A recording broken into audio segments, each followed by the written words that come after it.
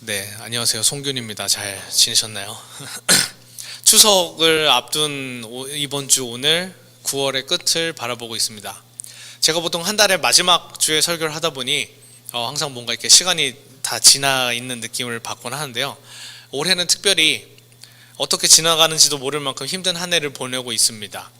이렇게 모든 국민, 아니 전 세계 시민이 공감할 만한 이 사건이 또 있을까 싶을 정도로 오래 기억나고 회자될 올 한 해 2020년 아닐까 생각해 봅니다.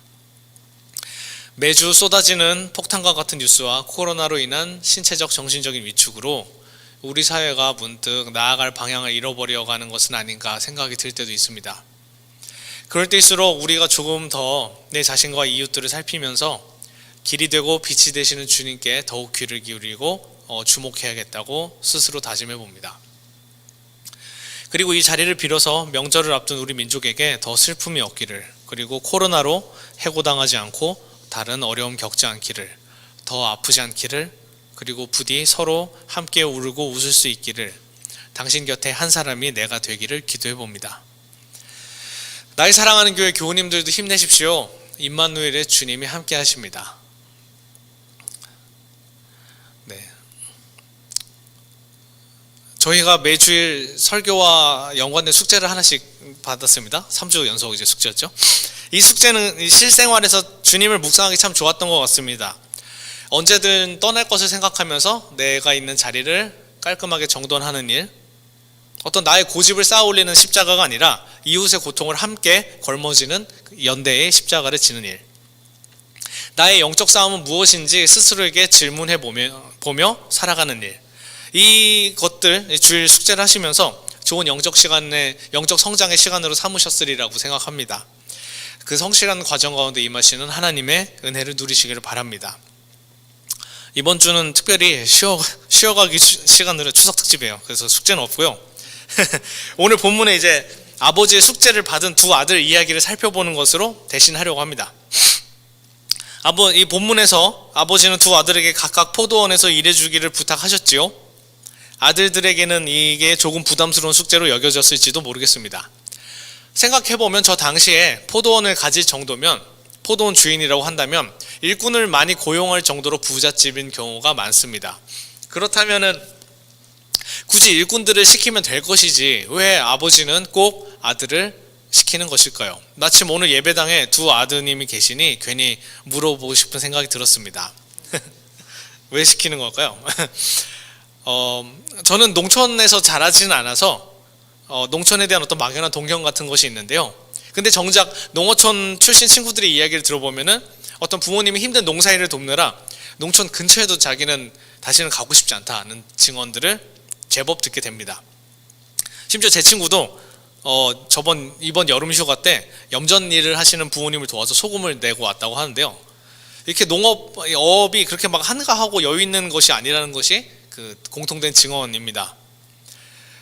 어쨌든 이 포도원 주인 아들의 입장에서도 오죽했겠습니까? 이 아버지의 숙제를 받은 두 아들의 반응이 근데 더 인상적입니다. 한 아들은요, 처음에는 싫습니다 라고 하지만 뉘우치고 일을 하러 갔고요. 다른 아들은 대답만 하고 실제로 가지는 않았습니다. 교우 여러분들의 어린 시절은 어느 쪽에 좀 더 가까우신가요? 저는 싫다고 하고 그 진짜로 안 하는 제3의 아들에 가까운지도 모르겠습니다. 그런데 아버지 입장에서 생각해보면 그 바쁜 농사일을 하고 그런 상황의 입장이라고 가정을 했었을 때 입장에서 생각해보면은 어떻게 보면 대답만 하고 가지 않은 아들이 일을 한 것처럼 생각될 수 있습니다. 일일이 막 체크하고 매일 저녁마다 가족 모임을 열어가지고 오늘 어땠니라고 막 그런 집 분위기가 아닌 이상에는 뭐 그냥 넘어갔을지도 모르겠어요. 포도원 농사는 바쁘고 수많은 종들이 일을 하고 있었기 때문에 그 잠깐의 대답에 안심했을 수도 있겠습니다. 그리고 안 가겠다고 한 아들한테는 그냥 실망하고 말았겠죠. 근데 이렇게 끝날 수도 있는 그 농촌의 이야기를 다시 예수님은 집요하게 꺼내어서 물으십니다. 누가 아버지의 뜻대로 하였느냐고 다시 물으십니다. 저는 예수님의 이 일상에서 이 진리를 캐내는 집요함에 다시금 감탄해 봅니다. 그 비결은 무엇이었을까요? 예수님의 삶을 살펴보건대 아마 어떤 진짜됨, 어떤 진실됨에 대한 갈망이 이런 질문을 낳지 않았을까라고 생각해 봅니다.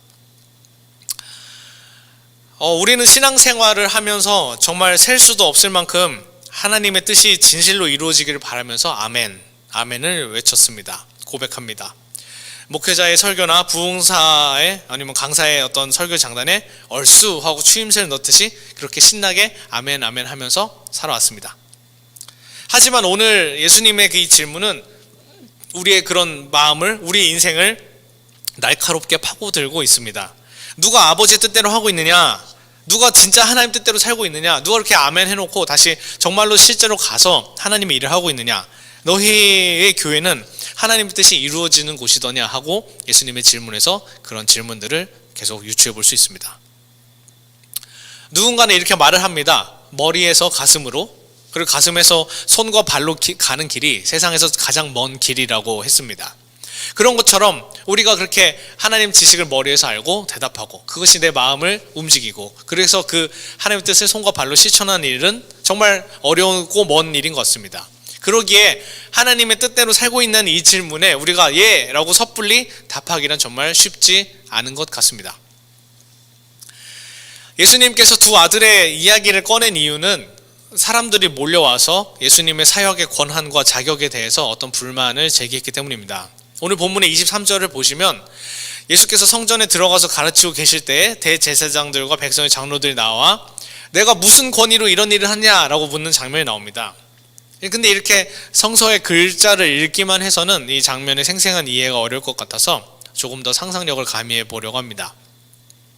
그 성전 혹은 어떤 예배당 장면을 생각하시면 좋을 것 같습니다. 예수님께서 성전에서 가르치고 계셨는데 유대교 회당의 공부법에 따르면 여기저기서 성서를 가르치고 읽고 토론하는 분위기가 좀 있었겠죠. 그렇다 하더라도 소란스럽거나 산만하진 않았을 거라 생각합니다. 근데 그런 분위기 가운데 사람들이 대거 난입해서 이의를 제기하는 상황을 한번 그려보십시오. 그 조용한 회당에 어느 한 테이블에 사람들의 소리가 시끄럽게 들어차고 모이는 것을 상상해 보십시오. 점점 대화를 진행할수록 목소리가 커지고 넓은 회당의 곳곳에서 그 넓은 곳에서 예수님이 계신 그 한 장소로 시선이 확 몰리는 것을 우리는 상상해 볼 수 있습니다. 분위기가 이렇게 좀 이렇게 싸해지죠. 이 성전에서 예수님은 위축되지 않으시고 예수님이 아니라 사람들은 예수님의 그 행동의 어떤 권위에 대해서 물었습니다. 요즘 말로 하면 어떤 게 적절할지 좀 한참을 어제 고민했었는데요. 어떤 표현이 적절할까요? 야, 너 어디 교회 다녀? 너 어디 신학교 나왔어? 너 자격증 있어? 라는 말과 좀 비슷할까요? 아니면 너 왜 그렇게 해? 너 법대로 해? 이렇게 따지는 느낌이었을까요? 예수님 주변에 몰려든 사람들은 그렇게 예수님의 권위에 대해서 계속해서 집요하게 파고들었습니다. 하지만 그 예수님 주변에 모인 사람들의 분노와는 반대로 예수님께서는 율법을 폐하러 온 것이 아니라 완성시키러 오셨다고 증언하고 계십니다. 하지만 예수님은 종교의 규정을 얼마나 잘 실천했냐라는 그런 것보다는 하나님의 뜻이 얼마나 이루어졌냐에 더 초점을 맞추셨습니다. 어떻게 보면 되게 같은 뜻일 것 같은데요.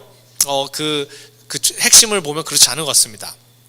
예수님께서는 안식일을 규례는 지키는 것보다 그 안식일의 본 참뜻인 한 영혼이라도 더 종살이 하지 않고 노동하지 않고 속박받지 않으며 온전히 쉼을 누리는 것에 대해서 이야기하셨습니다. 그리고 어떤 한 사람이 이 사람이 얼마나 정결하냐, 이 사람의 죄는 부모로부터냐 자기 자신으로부터냐 그렇게 따져 묻기 전에 그 사람의 상황과 처지에 주목하시고 누가 이 사람의 정결함을 결정하는가를 도리어 물으셨습니다. 그러다 보니 예수님의 행적은 예수님의 본 의도와는 다르게 당시 종교인들에게는 정말 눈의 가시처럼 여겨졌을 것입니다. 그들이 보기에는 예수님은 성전의 정결 예식을 거치지 않고 세례를 통해 죄사함을 선포하신 분이시고, 그리고 그들이 보기에는 율법을 고의로 어기는 사람처럼 보이고요, 그리고 성전의 멸망을 공공연히 예언하고 다니셨기 때문에 정말 그들에게 있어서는 정말 철천지 원수와도 같았을지도 모르겠습니다. 그 예수님이 그렇게 행동하신 이유는 그 예수님을 비판하려던 사람들한테 중요한 문제가 아니었던 것 같습니다. 마치 엄청 엄중한 재판관처럼 이 사람들이 느껴지기도 합니다. 문득 그 살기 위해 빵을 훔쳤던 그 장발장 이야기가 떠오르기도 하고요. 어떠신가요? 우리 나의 사랑하는 교회 교우 여러분들께서 당시 사회에서 어떤 종교인 혹은 그들 대표하는 지도자로 살고 계신다면 그 소란스러운 그 예수님의 무리를 쫓아내셨겠습니까? 아니면은 그 논란 많은 그 예수님이 도당에 합류하셨겠습니까? 이게 지금이야 저희가 교회를 다니는 입장에서 예수님 따른다고 쉽게 말할 수 있고 그냥 그럴 수 있겠는데, 그 당시에는 이게 꽤 쉽지 않은 문제였다는 것입니다. 논쟁이 일어나고 사람이 죽을 만큼 말입니다. 이런 문제는 당시 뭐 사회에서만 발견할 수 있는 게 아니라 오늘날 우리 개인의 신앙의 삶에서도 발견할 수 있는데요. 우리가 신앙생활을 하다 보면은 어느새 정말 내 나름의 신앙의 기준으로 남을 판단하는 것을 보게 됩니다. 내 신앙을 기준으로 다른 사람의 어떤 외적인 부분과 행동, 어떤 뭐 언어, 그 기도의 뭐 토시 하나까지 너무 쉽게 판단해 버립니다. 그거는 조금 더 영적인 깊은 차원에서도 비슷한데요. 영적으로 성숙할수록 어떤 그 섬김과 사랑의 삶으로 더 깊게 나아가는 것이 아니라 저 사람이 얼마나 기도를 했는지 안 했는지를 내 스스로 느껴서 진단합니다. 저 사람 오늘 좀 이렇게 짜증내고 보니까 기도 덜 했어. 뭐 이런 식으로 말이죠. 정말 그 하나님만 아실 것 같은 그 사람의 영적인 깊이까지 바라볼 수 있는 그 해안을 가지게 됩니다. 제 얘기입니다. 제가 그랬어요. 지금도 뭐 크게 다르지 않을지도 모르겠습니다. 이러한 근데 오류는요, 신앙생활뿐 아니라 뭐 사회운동의 영역, 아니면 자기 학문의 영역, 자기 경험의 한계를 인정하지 못하는 그 수많은 상황에서 어디에서나 발견된다는 것입니다. 심지어 교회 개혁을 운동하는 경우에서도 발견될 수 있다는 것입니다. 마치 이런 겁니다. 요새 라떼는 말이야 라는 그 말이 유행인 것처럼 내가 뭐 군생활을 해봤고, 내가 의사이고, 내가 판사고, 내가 박사이고, 목사고, 내가 경험자이고 다 해봤기 때문에 너무 쉽게 판단한다는 것입니다. 근데 이러한 일들은 어떤 그 자격이나 그 경력 자체가 문제가 된다기보다는 내가 가진 것만으로 모든 것을 이해하고 판단하는 데서 문제가 생긴다는 것입니다. 그렇기 때문에 그랬을 때 내가 가진 어떤 학위, 나의 종교, 나의 그런 것들은 권위가 되는 것이 아니라 그런 나의 행동으로 인해서 권위주의적인 행동, 권위주의라고 말할 수 있다는 것입니다. 권위는 남한테 의해서 부여받는 것이고, 권위주의는 내가 주장했을 때 생기는 것이죠. 예수님은 이런 정말 권위주의적인 사회, 정말 자격이나 경력으로 아니면 나의 판단으로 신앙생활을 하는 그 사람들, 타성에 젖은 교회, 정말 그 가난한 과부 하나 돌보지 못하고 이방인 하나 돌보지 못하는 그런 교회, 폐쇄적인 공동체를 향해서 날카롭게 질문을 던지고 계십니다. 왜냐하면 하나님의 권위는 그러한 행동에, 그러한 종교적인 아성에, 그런 종교의 경험에 있지 않기 때문입니다. 오직 하나님의 뜻을 실천하는 곳에 있기 때문입니다. 32절의 말씀입니다. 사실 요한이 너희를 찾아와서 올바른 길을 가르쳐줄 때 너희는 그의 말을 믿지 않았지만 세리와 창녀들은 믿었다. 너희는 그것을 보고도 끝내 뉘우치지 않고 그를 믿지 않았다. 네, 이 말씀은 정말 그 예수님 주변에 몰려든 사람들에게 정말 통렬한 말씀이 아닐 수 없습니다. 당시 식민지 지배하에 이스라엘은 있었습니다. 하지만 그 상황에서도 그 민족의 고통에 기생하여서 로마 제국에 납부할 세금을 걷던 세리들이 있습니다.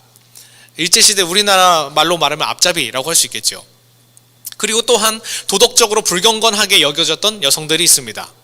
그리고 오늘 본문에는 언급되지 않지만 병든 사람들, 가난한 사람들, 이방 민족들은 정말 이스라엘 사회에 속하기 어려운 사람들, 정말 이스라엘 사회가 버려놓은 사람들, 아니 마땅히 추방해도 되는 사람들로 여겨졌던 것입니다.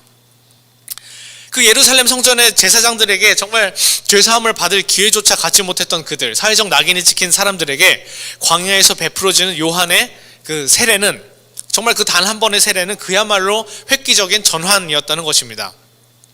광야에 모인 수많은 사람들이 있었습니다. 그 사람들에게 베풀어진 단 한 번의 세례가 주는 의미는 무엇이었을까요?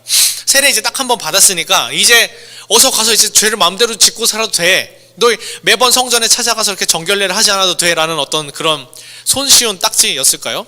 그렇지 않습니다. 매번 그 예루살렘 성전이 속한 그 사회에 나가서 같이 살면서도 같은 사람으로 대접받지 못했던 사람들, 똑같이 살고 있지만 사람 이하로 취급받던 사람들, 아니면은 알게 모르게 벽이 쳐져 있는 상태로 살던 사람들, 사회의 양극화라는 깊은 골짜기에서 허우적대듯 살아가야 하는 사람들, 율법이라는 기준으로 나뉘어버린 사람들, 그 나뉘어져 버린 사람들, 배제된 사람들, 그 땅의 사람들에게 베풀어진 해방의 목소리와도 같았다는 것입니다. 그러기에 요한의 세례에 그렇게 많은 사람들이 모여들고 예수님 주변에 그렇게 많은 사람들이 모여든 것은 그 당시 사회가 얼마나 서로가 서로를 격리했던 그런 사회인지를 증명해 주는 것입니다. 예수님께서 그 산상에서 말씀하셨던 그 팔복의 외침을 한번 귀 기울여 들어보십시오. 너희 지금 굶주리는 사람들은 복이 있다. 너희 지금 슬피 우는 사람들은 복이 있다. 정말 이 말씀만 들어도 어느 한 사람도 차별하지 않으려 하시는 그 하나님의 놀라운 신비를 우리는 느낄 수 있습니다. 그랬을 때 아까 말한 너가 어느 권위로 이렇게 말을 하느냐라는 그 질문에 하나님의 권위는 가장 낮은 곳에서부터 나온다는 것을 우리는 말씀을 통해 알게 됩니다. 우리 삶에서 우리가 사는 우리 삶의 자리에서 알게 모르게 이렇게 투명한 벽이, 두껍고 높은 그 벽이 쳐진 부분들이 있습니다. 아니면 그 틈이 너무 넓어서, 이게 좁으면 경계라고 하는데 너무 넓어서 도저히 다가갈 수 없는 그런 공간들이 있습니다. 우리가 살고 있는 세상과는 전혀 다른 삶을 사는 사람들이 오늘도 우리 주변에, 우리 곁에 함께 있다는 것입니다. 어떻게 보면 우리가 그냥 이렇게 평범한 인생을 살면은 평생 동안 만날 일 없는 그런 사람들이 있다는 것입니다. 우리가 찾지 않는 이상 만날 필요도 없습니다. 만날 이유도 없고요. 그 만난다고 해서 어떤 이득도 우리는 보지 못하겠지요. 하지만 우리가 간과하고 있는 것이 하나 있습니다. 그 경계 너머의 사람이 언젠가는 제가 될 수도 있고, 나의 사랑하는 교회 교우님 되실 수도 있고, 그리고 나의 사랑하는 가족들이 될 수도 있고, 그리고 하나님 이처럼 사랑하시는 세상의 모든 사람들이 될 수도 있다는 사실에 대해서 우리는 잊어버리고 있는지도 모르겠습니다. 하지만 예수님께서는 이 벽을 기꺼이 넘어가셨습니다. 이 경계, 어떤 구분지어진 것들을 정말 기쁘게 넘어가셨습니다. 그래서 그 사람들에게 굴레 씌워졌던 사회적 편견들을 정말 단 한 번의 세례처럼 단 한 번에 없애셨습니다. 예수님의 행동으로 말입니다. 그래서 그 사람들은 누군가에 의해서 나의 존재를 검증받아야 하는 사람들이 아니라 자기 스스로 믿으며 스스로의 존재에 자부심을 느낄 수 있는 사람, 정말 복 있는 사람이 된 것입니다. 누가 복 있다라고 칭해 주셔서가 아니라 스스로 복 있는 사람으로 믿고 예수님을 따랐다는 것입니다. 그리하였기에 당시 땅의 사람들로부터 그리고 하늘로부터 예수님은 그리스도라는 권위를 받게 되실 수 있었던 것입니다. 권위는 그렇게 얻어진다는 것입니다. 잠시 제 이야기를 드리랍니다. 제가 한때 구로구 그쪽에 가리봉동에서 자취를 하면서 그 당산 이쪽으로 출퇴근을 하던 시기가 있었는데요.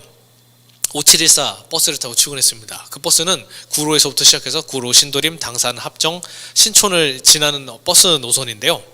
그 버스에는 똑같은 사람들이 타고 있지만 시간대별로 버스에 타는 사람이 달랐습니다. 새벽에는 어떤 분들이 주로 타실까요? 저랑 함께 출발하시는 분들인데 중국에서 온 동포분들이 버스에 정말 가득 타십니다. 어디 공사 현장으로 주로 가시고 여성분들은 주로 식당이나 그런 데 일자리로 가십니다. 정말 새벽에 가리봉동에서 집을 나오면 이른 새벽에 진짜 시장이 정말 가득 찹니다. 아침을 드시느라고요. 그리고 그 시간이 조금 지나면 신촌, 홍대, 합정 등으로 출근하는 젊은 사람들이 탑니다. 그들은요, 앞에 좀 전에 탔던 사람들하고 행동도 다르고 냄새도 다릅니다. 그런데 이 신기한 것은 퇴근할 때는 이 모든 사람들이 함께 다시 탄다는 것입니다. 그런데요, 그 버스 안에서도 뭔가 서로 섞이지 않는 것 같은 묘한 분위기를 이루면서 서로의 뭔가 벽이 있는 것 같은 느낌을 가지면서 저는 매번 5714번 버스를 타면서 신기한 그런 내셔널 지오그래픽 같은 그런 관찰을 하게 됐습니다. 외국 생활을 좀 오래 하신 분이라면 이런 느낌을 좀 가져보셨을 것입니다. 그래서 구약 성서에서는 그토록 외국인 나그네 고아와 과부를 소홀하게 여기지 말라고 그토록 매번 반복해서 말했던 것 같습니다. 요즘 학생들 초등학생들 유행어 중에 이것도 좀 한 몇 년 된 이야기인데요. 휴거라는 말이 있습니다. 휴거 들어보신 적 있으신가요? 저는 처음에 들었을 때 예수님 재림을 어떤 정해놓은 어떤 사이비 종교에 관한 이야기를 애들이 다시 하나 싶었습니다. 근데 그게 아니라 휴거는 휴먼시아 거지의 줄임말입니다. 그것은 이 휴먼시아, 국가 임대주택에 사는 아이들을 자기들끼리 구분져서 일컫는 말이라고 합니다. 어떤 아파트는요, 임대 아파트와 그 분양 아파트의 출입구가 따로 나눠져 있다고 합니다. 한 건물인데도 말이에요. 아이들은 집값의 기준에 따라 부모의 자동차의 가격에 따라 아이들이 스스로 나누고 있다는 뉴스를 심심찮게 접합니다. 쟤는 1억짜리, 쟤는 2억짜리라고 한 말입니다. 이렇게 휴거로 불리는 아이들, 구분지어진 아이들은 같이 학교를 다니지만 그들의 존재는 이미 달라져 버린 것입니다. 똑같은 사람인데요, 다른 사람이 된 겁니다. 아이들의 사회만 그럴까요? 어른들의 사회는 아이들처럼 이렇게 솔직하지도 않은 것 같습니다. 더 눈에 띄지 않게 더 높은 장벽을 쌓여서 은폐되어 있을 뿐입니다. 예전에는 개천에서 용난다는 말이 있었습니다. 가난한 가정에서 좋은 성적을 거둬서 좋은 대학에 가는 경우에 뉴스에도 보도되고 그런 경우가 많았습니다. 하지만 지금 서울 상위권 대학에 입학한 학생들의 정말 상당수는 외고, 과학고 같은 특목고 출신들이 많습니다. 그들은 스스로 졸업한 고등학교가 새겨진 점퍼를 대학교에서 입고 다닙니다. 벌써 구분 지어지죠? 그리고 또 우리는 취직을 위해서 스펙 이야기를 많이 합니다. 해외 어학연수도 다녀오고 공모전 입상도 하고 다양한 스펙을 쌓은 그런 준비된 학생들이 많습니다. 열심히 노력하고 준비하고 있죠. 하지만 어떤 학생들은 등록금과 용돈 마련을 위해서 휴학과 알바를 병행해야 되는 학생들이 있습니다. 그 학생들에게는 상대적으로 스펙을 쌓을 시간이 없습니다. 그렇게 그들의 시간과 스펙은 스펙 좋은 학생들의 시간과 그렇지 않은 학생들의 시간은 정말 다르게 흘러갑니다. 같은 학교를 다니고 있으면서 말입니다. 이러한 수많은 문제들, 단순히 종교뿐만 아니라 우리 삶에서 구분지어지고 갈라지고 나뉘어지는 문제들. 하지만 그것에 대해서 누구도 그 경계를 넘어가려 하고 그 경계를 이으려는 시도조차 하지 않는 문제들. 어디서부터 이런 문제에 대한 해결점을 찾을 수 있을까요? 누가 아버지의 뜻을 실천하였느냐는 질문에 우리는 어떻게 대답할 수 있을까요? 우리는 예수님의 삶의 궤적을 통해서 이 문제에 뛰어들 중요한 내용을 발견합니다. 신약성서의 빌립보서에는 예수님의 삶을 둘러쌌던 그 하나님의 권위가 어디에서 나왔는지를 증언하고 있는데요. 제가 한번 읽어보겠습니다. 그리스도 예수는 하느님과 본질이 같은 분이셨지만 굳이 하느님과 동등한 존재가 되려 하지 않으시고 오히려 당신의 것을 다 내어놓고 종의 신분을 취하셔서 우리와 똑같은 인간이 되셨습니다. 이렇게 인간의 모습으로 나타나 당신 자신을 낮추셔서 죽기까지, 아니 십자가에 달려서 죽기까지 순종하셨습니다. 그러므로 하나님께서도 그분을 높이 올리시고 모든 이름 위에 뛰어난 이름을 주셨습니다. 그래서 하늘과 땅 위와 땅 아래에 있는 모든 것이 예수님의 이름을 받들어 무릎을 꿇고 모두가 입을 모아 예수 그리스도가 주님이시라 찬미하며 하나님 아버지를 찬양하게 되었습니다. 예수님은 알고 계셨습니다. 세상에 세운 권위보다, 세상에 세운 벽보다, 세상에 세운 어떤 기준보다 그것을 뛰어넘는 하나님의 권위가 있다는 것을 아셨습니다. 그 권위는요, 어떤 위대한 사람, 1억, 2억, 3억의 집을 사는 사람, 휴먼시아 거지라고 칭하는 그런 사람, 아니면은 좀 더 거룩한 권위들, 뭐 예수교 장로회 총회장의 권위, 아니면 어떤 하교의 권위, 어떤 우리가 쌓아올린 그런 권위에서 나오는 것이 아니라 정말 나 한 사람이라는 이 작은 섬을 넘어서, 그 경계를 넘어서 당신에게로, 하나님께서 사랑하시는 그 세상으로 기꺼이 다가갈 수 있는 용기를 가진 사람에게서 나온다는 것입니다. 그 사람이 가지는 그 정말 맑은 눈빛에 담겨있는 진실이라는 것을 예수님께서는 아셨습니다. 그렇게 예수님의 진실된 삶의 터전에, 그 예수님의 그 진실된 삶의 발걸음에 하나님의 권위가 정말 햇살처럼 그렇게 따스하게 깃들었다는 것이 성서의 증언입니다. 그 힘으로, 그 권위 아래, 그 권위로 모였던 사람들은 당시 큰 공동체를 이루었고 초대교회를 태동시키는 중요한 일꾼들이 되었습니다. 저는 이런 모습을 보면서 제가 일하고 있는 그 영등포 산업선교회의 역사를 다시 돌아보게 되었습니다. 산업화 당시에 여공으로 불리던 수많은 사람들이 있었습니다. 학교 진학을 포기하고 어떤 가정의 보탬이 되기 위해 그 어린 나이에 올라와서 매일 일을 해야 했던 그 사람들입니다. 그 여공이라 불리던 사람들은 정말 싼 값에 심한 노동을 강요받았고요. 그 작업반장의 말을 듣지 않으면 돈도 못 받고 혼나거나 쫓겨나기 일쑤였던 사람들이 많았습니다. 근데 영등포 산업선교회에서는 그들을 하나님의 사람, 하나님의 자녀라는 것을 깨닫게 하고 그들에게 힘을 주어 여공들이 스스로 일어나 그런 어려운 환경들을 극복하고 했던 그런 역사가 있었습니다. 그렇기에 당시의 기독교는 그들을 억압하고 그들을 차별하고 그들을 못 산다, 아니면 가난하다, 그들 교회 안 다닌다 해서 차별하는 그런 종교가 아니라 그들에게 정말 복음이 되었고 기쁜 소식이 되었고 해방이 되었고 새로운 삶의 약속이 되었다는 것입니다. 그렇게 그런 일들을 통해서 하나님의 이름이 드높여졌다는 역사를 저는 보았습니다.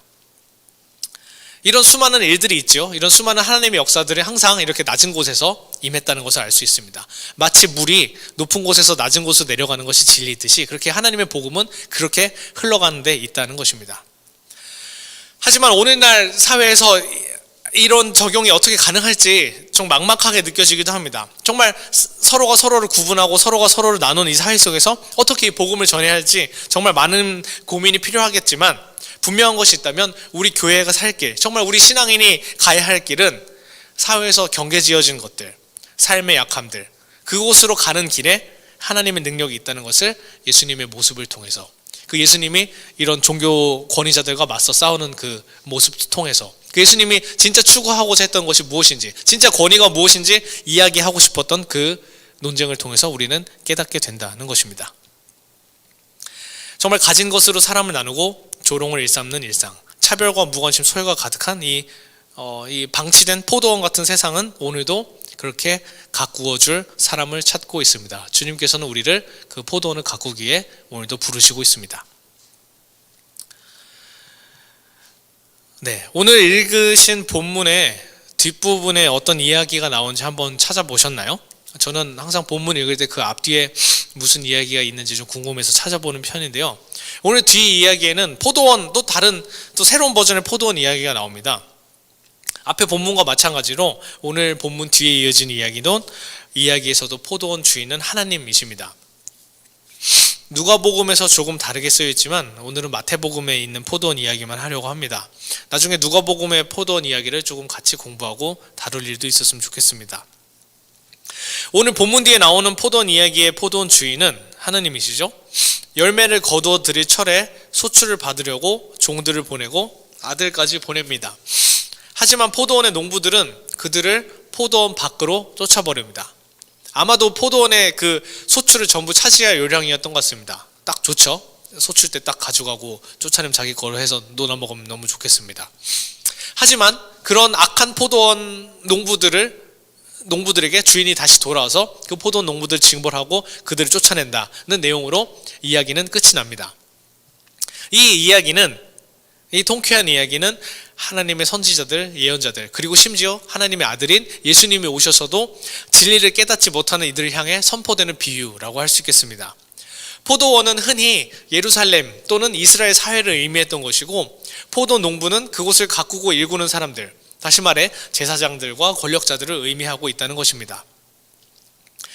예수님은 포도원의 농부들로 비유되는, 다시 말해서 그 성전을 중심으로 인간성을 구분짓던 종교, 권력을 중심으로 살아던 사람을 나누던 그 로마의 식민체제, 예수님의 예언자를 내쫓고 예수님의 말씀을 듣지 않고 예수님의 아들마저도 잡아 죽였던 그 힘은, 그 권력은, 그 권위는 종말의 주인이신 하나님 앞에서 결코 영원하지 않으며 언젠가 반드시 무너질 것을 이야기하고 있는 것입니다.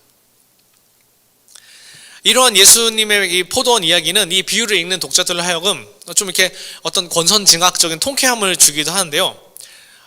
동시에 저는 이 말씀을 읽으면서 정말 그 성전의 체제, 황제 숭배의 체제를 따를 수 없던 그 사람들의 어떤 가혹한 운명이 이곳에 있구나, 정말 실제로 잡혀 죽었겠구나라는 그 생각을 하면서 당시 예수님이 길을 따랐던 그 수많은 사람들이 받아야 했던 박해와 고난이 그랬겠구나라는 생각을 동시에 하게 됐습니다. 그래서 한편으로는 통쾌하지만 한편으로는 기독교의 운명이 이와 같은가라고 해서 조금 마음이 아프게 됐습니다. 이런 본문을 읽으면서 권선징악적인 이야기에 감동하는 것은 좀 쉽습니다. 오케이, 하나님이 반드시 일을 이루실 거야 라고 우리 믿음으로 고백하는 것은 정말 좋은 일이지만, 한편으로는 이 기독교인들이 이렇게 박해를 받아왔던 그 성서의 그 현실을 오늘날 현대에 적용하는 것은 조금 어려운 부분이 있습니다. 예를 들어서 이런 겁니다. 신앙생활을 하시면서 정말 목숨이 위태로울 만큼 어려움을 겪어보신 적이 있으십니까? 저는 없습니다. 좀 있던 것도 같고요. 예. 근데 보통 이제 박해받는다라는 것을 적용할 때 그 말씀이 적용되는 경우는 뭐 전도하려고 할 때 좀 이렇게 어려움을 겪거나, 막 전도하려던 일화들 많죠. 뭐 소주병으로 맞았다, 뭐 이런 얘기들부터, 아니면 또는 가정에서 홀로 좀 어려움을 겪으면서 신앙을 지켜야 하는 경우에 우리는 보통 이런 박해받는 것, 죽음에 대해서 그렇게 적용하곤 합니다. 하지만 때로는 우리가 이것을 잘못 적용할 때가 많습니다. 신앙인의 고난과 박해, 어려움을 때로는 내가 잘못해서 생긴 일에도 적용하기도 합니다. 내가 잘못해서 실수를 했기 때문에 내가 용서를 구하고 그것을 해결해야 되는데 그것마저도 이거 어려운 거다라고 신앙의 박해인 거다라고 생각하는 경우가 좀 덜어 있기도 하고요. 요즘에는 이런 경우도 있습니다. 코로나 확산에도 불구하고 그런 막 대면 예배나 이렇게 보호되지 않는 대면 예배나 집회를 무리하게 이어가면서 그것을 어떤 신앙인이 겪는 박해로 해석하는 경우도 있습니다. 아니면은 무리한 선교 여행을 감행하다가 정말 어떤 국가적인 어려움을 끼친 사건들을 신앙의 박해로 그렇게 단순히 해석하기에는 좀 무리가 있는 부분도 있다는 것입니다. 반면에 의를 위하여 박해받는 것에 대해서 적극적으로 해석하지 못한 부분들도 있습니다. 어떤 폭력과 지나친 소비 중심의 문화를 없애는 일들, 그리고 성차별적인 문화를 개선하는 일들, 집단 해고나 어떤 갑질 문화에 대응하여서 발생하면서 겪는 어려움들이 있습니다. 정말 그런 일들을 해나가시는 분들이 겪는 어려움은 정말 죽음과 가깝습니다. 근데 이런 일들에 대해서는 상대적으로 사회의 일로 치부해버리고 교회의 일이 아니라 생각하기 쉽고, 그런 일들을 할 때는 신앙의 차원으로서 감정이입이 좀 낯선 것도 사실입니다. 이렇게 하나님께서 오실 때, 종말의 때에는 이러한 다양한 양상들이 펼쳐집니다. 주님의 뜻을 따르는 이들에게는 어려움이 있을 수도 있고, 주님의 뜻을 따르지 않는 사람들은 주님의 그 운명과는 상관없이 쫓아나게 되는 것입니다. 그렇다면은 이런 종말의 때, 정말 주님이 오시는 그때, 오늘 혹은 내 운명이 마치는 그날에 하나님의 뜻을 실천한 사람 누구냐, 내 아버지의 뜻을 행한 사람 누구냐라고 물으시는 그 하나님의 질문에 우리는 어떻게 신앙으로 응답할 수 있을까요? 예수님께서는 십자가에 달려서 죽기까지 순종하고 낮아졌다고 하셨는데, 우리는 이렇게 죽을 정도로 박해받을 일도 없는 이 현대의 그리스도인들의 삶은 그냥 어떤 영적인 해석으로만 가능한 것일까요? 그렇지 않습니다. 오늘 말씀을 따르자면 우리가 정말 져야 할 십자가는 어떤 나를 단련시키는, 나를 성장시키기만 하는 어떤 정신승리의 십자가, 내 영적 성장만을 고취하는 그런 십자가가 뿐만 아니라 내 것을 다 내려놓고, 당신의 것을 다 내려놓고 종의 신분을 취하셔서 우리와 똑같은 인간이 되기까지 순종한 주님의 십자가를 함께 걸머지는 데 있다는 것입니다.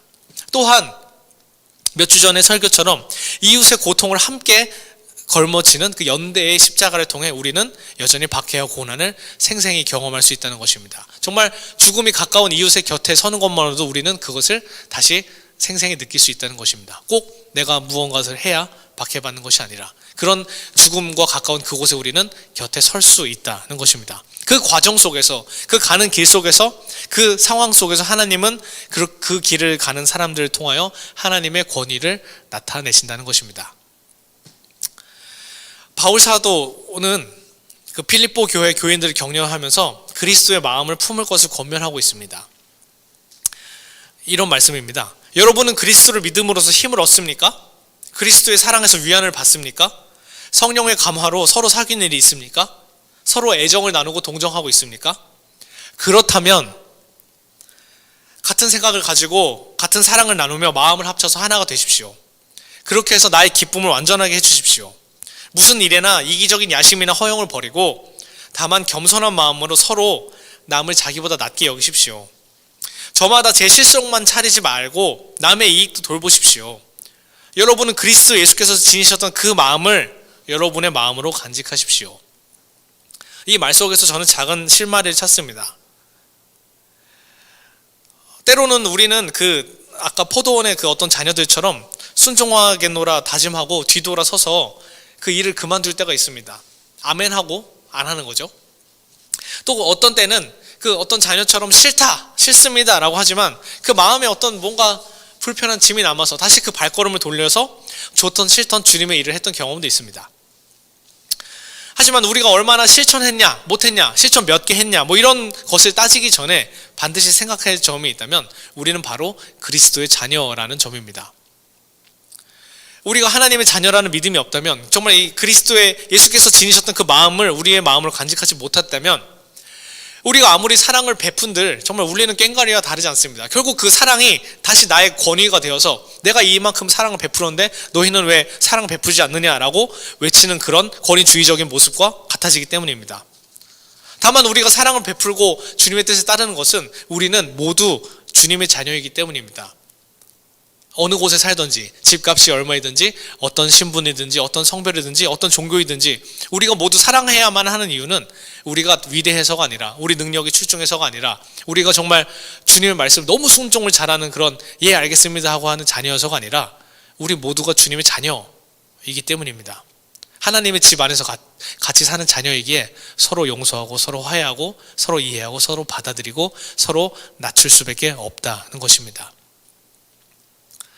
누가 아버지의 뜻을 행하였느냐, 오늘 설교 제목이기도 했는데요. 이 질문에 대답할 수 있는 자격이 되시는 분은 몇 분이나 계실까요? 우리 중에 아무도 없을 것입니다.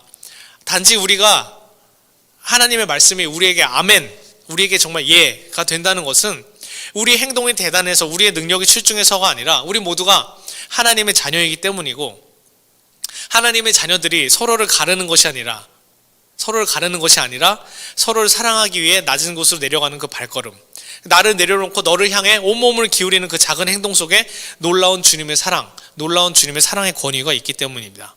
그러기에 하나님은 사랑이시고 하나님의 권위는 비움과 섬김에 있다고 우리는 고백할 수 있는 것입니다. 다시 오늘 말씀의 처음 부분, 예수님 말씀으로 돌아가 보겠습니다. 누가 아버지의 뜻 행하였느냐라는 이 질문을 들으셨을 때, 이 질문을 대하실 때, 이 질문에 너무 섣불리 대답하지 마시고 좀 이 질문을 좀 차분히 묵상하셨으면 좋겠습니다. 너무 쉽게 예라고도 하지 마시고 너무 쉽게 또 아니요라고도 답하지 않으셨으면 좋겠습니다. 그 질문을 내 앞에서 늘 정말 내 앞에 나의 부모님이 혹은 내가 정말 존경하는 분이 물으시는 느낌으로 주님께서 정말 왜 물으시는지, 왜 지금인지, 무슨 마음인지를 좀 깨닫는 시간을 가지면 좋을 것 같습니다. 그리고 그 침묵 속에서 주님과의 그 대화를 통해서 주님께서 어디로 가고 계시는지, 정말 주님께서 어떤 일을 하시고 계시는지 우리가 묵상하며 주님의 뜻에 따라 구체적인 삶의 자리에서 주님을 보시기를 권면합니다. 정말 이 세상과도 같은 그 아버지의 포도원은 너무나도 우리의 삶의 경계보다 훨씬 넓고 가꿔야 할 곳은 많습니다. 다만 우리가 그 소출을 나의 것으로 지키기 위해서 주님의 말씀 모두 거부하고 예언과 같이 정말 문득 낯설게 들어오는 그 모든 것들을 배제하고 죽여내는 그런 멸망받을 포도원 종이 되느냐, 아니면은 정말 그 주님의 뜻에 따라 포도원을 가꾸고 정말 거기서 나오는 그 모든 훌륭한 산출들로 세상을 이롭게 하는 그런 농부가 되느냐는 우리의 선택에 달려 있습니다.